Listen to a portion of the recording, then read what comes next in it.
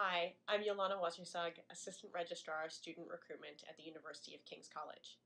This is the second part of a three-part video series about planning for university, and in this video, I'm going to be talking about financing your education. The first piece of advice I have is talk to your family. Even if you are not used to having conversations about money with your parents, this is the time to start. Different families have different approaches to financing education. You might come from one of the families where your parents are planning to fund your education, which is great, but you still need to have a conversation with them about how that's going to work. Is it the case, for example, that they're going to pay your tuition and you're going to pay for the cost of your books? That's the sort of thing you're going to want to work out in advance. Other families take a loan to finance their education. And if that's the situation you're in, I strongly recommend you start planning early.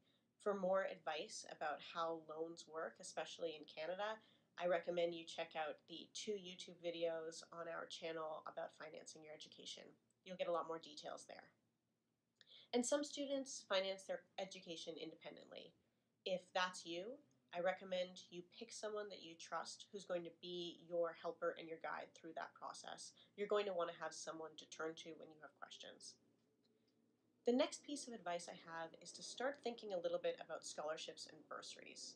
So at the University of King's College, we offer both scholarships and bursaries. One of the most common questions we get is, what's the difference between those two things? So just to clarify, bursaries are based on a student's needs, and scholarships are based on merit.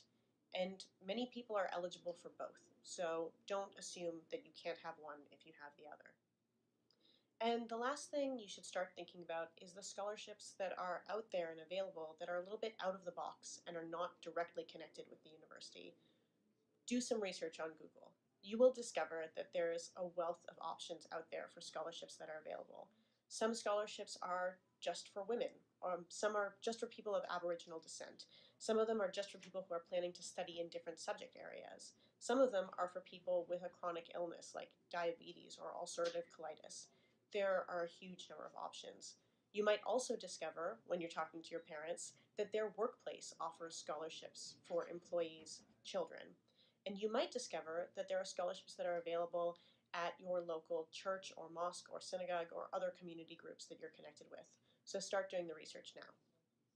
In the third video in this series, I'm going to be talking about planning for university, especially when it comes to picking your high school classes. Thanks for watching.